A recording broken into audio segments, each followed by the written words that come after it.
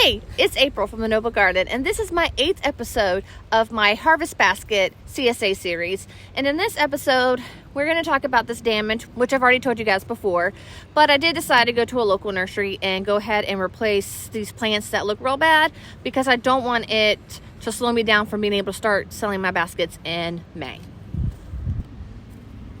Because of the light and the shadow, you probably can't see much, but this is all the broccoli and cauliflower, and it is pretty dead. So this is the second succession. I'm going to show you the first succession, and you'll see the big difference in how dead this stuff is. So this whole row I'm showing you guys is my first succession growing, and as you can see, everything looks really good. It handled the frost very, very well. So I think we're safe here. And then this is also some of the first succession growing. Now, this is the second, and this is the cabbages. As you can see, they're actually not doing too bad. So I do think they're going to be stunted, but I probably will leave them in the ground just to see what they can do. But that third row, the first row I showed you guys, that's all getting replaced with what I bought. So me and the kids are out here, and we have a lot to plant this round. We have the third succession to plant as well on the other two beds on the other side. We have the second succession replacements to get in the ground. We have strawberry plants and blackberry bushes and some tomatoes that we need to put in their own containers. So we have a busy week ahead of us. We also have potatoes to put in the ground, which I wanted to show you guys something that we've been working on. As you can tell, I love garden beds. So my husband has been working hard to knock out some more beds for me because this is where all my summer crops are going to go. The first two rows are going to be potatoes. And then each bed is plotted out for a specific crop. But he has, a few more beds to go. So the first thing me and the girls are going to do is we're going to rip out all these dead plants.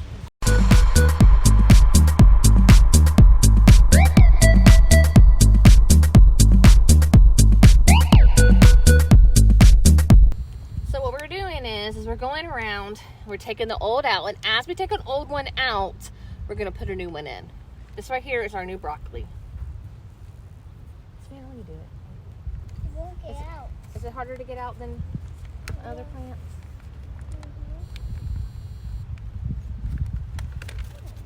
Here, I'll give you one.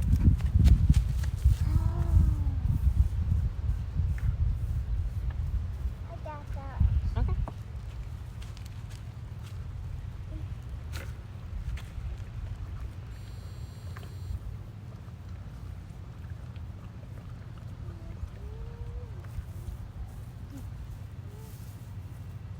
And then I told the girls once we get done, just put the straw back over. And that's what we're going to go around and do. It's going to take a little bit of time, but I think with 3 people, we'll knock it out in no time because we have a lot to do. Did you get a plant out, sweetie, or do I need to get you one out? Yeah,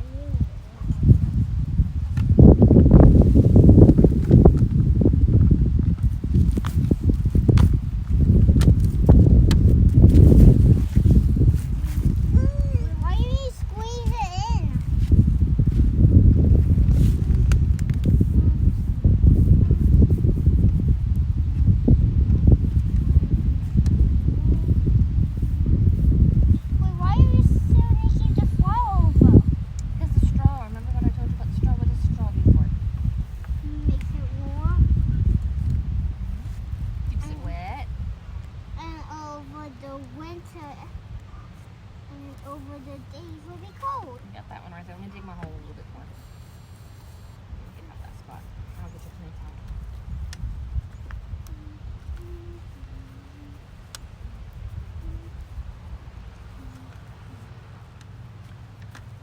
Why aren't we able to get these plants out?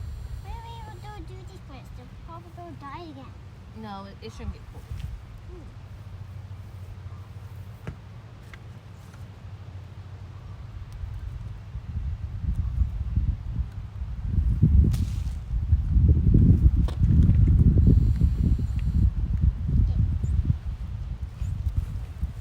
We'll pass it on. And it's digging a hole bigger. Yeah. Thank you, baby girl. You're the best.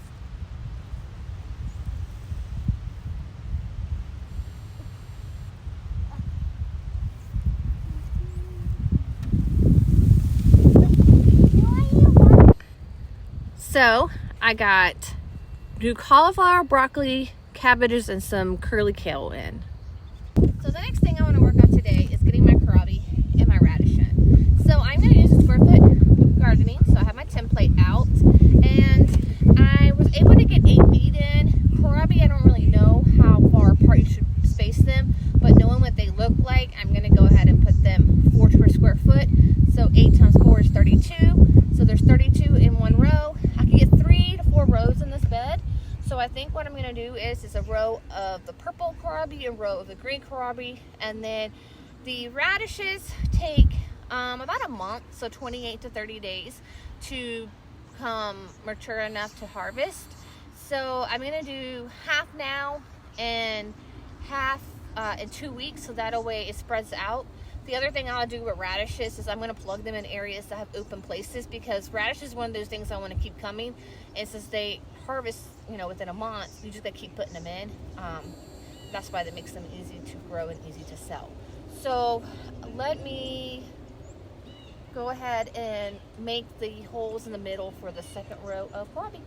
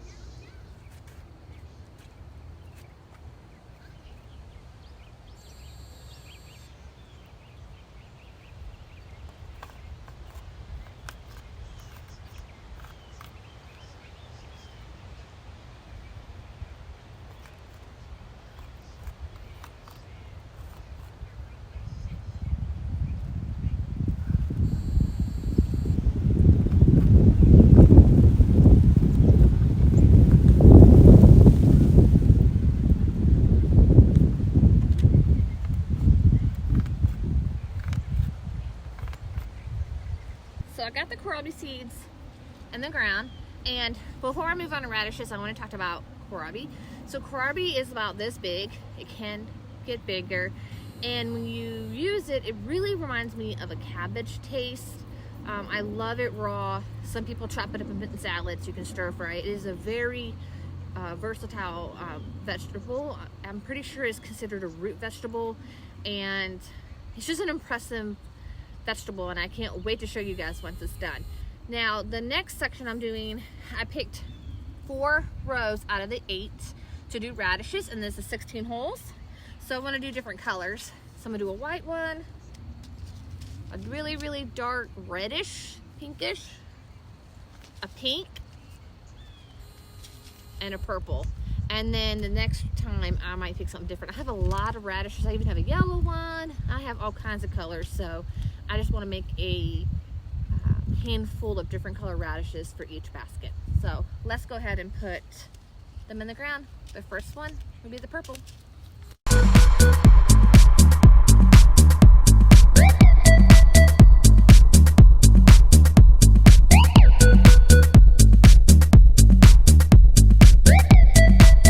I won't bore you watching me plant radish. We can talk about radish for a second. So radish is one of the easiest things to grow because it has such a short time, and it can be used on so many different things. The main thing most people think about with radishes is salads, and that's kind of where I like them the most, is salads. And then the other thing I have discovered that I like to do with them is roast them and put them in my green beans, which I canned some green beans over the summer, so I most definitely will be doing that. They kind of are an acquired taste, when they are eaten raw, they can be spicy, but when they are cooked, they lose the spiciness and they come more of the root vegetable taste.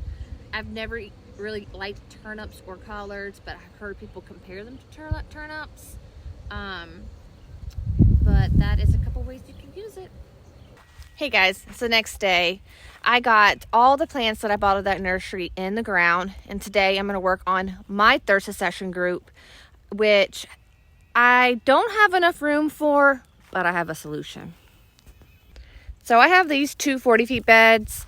On the trellis over here is my peas. So they take up that back corner. I do have this whole bed right here to work with, and this whole bed except for the end that has the new cabbage. So what I'm going to start with are my plants that go in 1 plant per square foot that have a big root system, and that would be my cabbages, my broccoli, and my cauliflowers. So they're the very first things I'm going to put in these beds. And then all the lettuces, they can actually be planted on top of the row with potatoes because they're a short season crop and they have shallow roots and they don't really bother the potatoes. The other thing I could put in potato beds are my radishes, like my second row radishes. Yesterday we put radish in. I got to thinking about the numbers of them and decided I wanted to go ahead and put all 8 square feet of radish in. So I do have 4 feet of that to do today. But when I'm doing this, you know, it's my first year doing this, and I have to just really brainstorm things, and I got to think about what I want in the baskets and make sure I have enough food for it. So let's go ahead and get started on the cabbages, broccolis, and cauliflowers. Something I'm going to do different with this than I did with the other 2 successions is I'm going to add a little bit of bone meal to every hole, and this is to help with development of roots. I just want to see if that will help it. After seeing my starts compared to the ones that I bought, I do see these are much smaller. So I think next year I will start my seedlings earlier. Next year I should have my greenhouse up too, and that'll make it a lot easier. Doing all this in the house with very minimum space does hinder what I can do. But let's get started and we'll see the results as time goes on.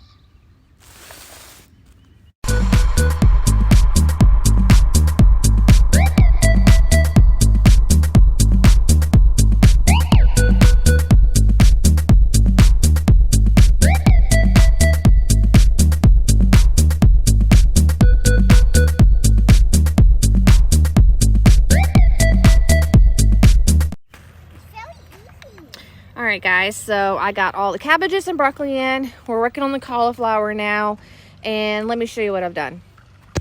So this bed, I was able to fit all the cabbage and broccoli in. I have this empty right here that I'm going to leave alone and work on lettuces on that one. And then down this aisle, the 2 middle ones, this row down here, I do square foot gardening. I should be able to fit 48 plants down the 2 leftover edges, and I have exactly 48 cauliflowers, so that's what I'm going to do, which will leave me this section and the bottom section to do lettuces. Lettuces don't take as much room. They are 4 to a square foot, so there's a possibility I just might be able to fit everything in these 2 beds, which would be awesome because I'll leave that bed over there for me to do something different. So let's get to planting cauliflower.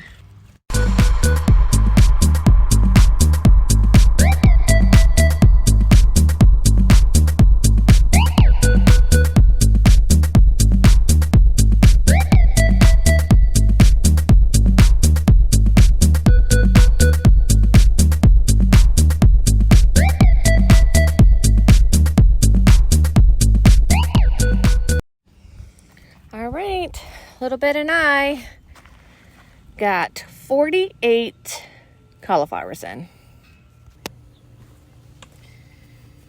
So when you garden like this, make sure you find your resting place. And when you've done a little bit of work, take you a moment to sit down and relax. We are right in front of the garden and we can actually see it. But this relaxes your back for a little bit. Me and her do have the lettuce to put in, and we'll get back to work. We're just taking a 5 to 10 minute break, and then we'll get back. I will not bring you along with the rest of that. This is making this video super long. I will keep you updated on session 1, 2, 3 and also its replacements. Thank you guys for watching.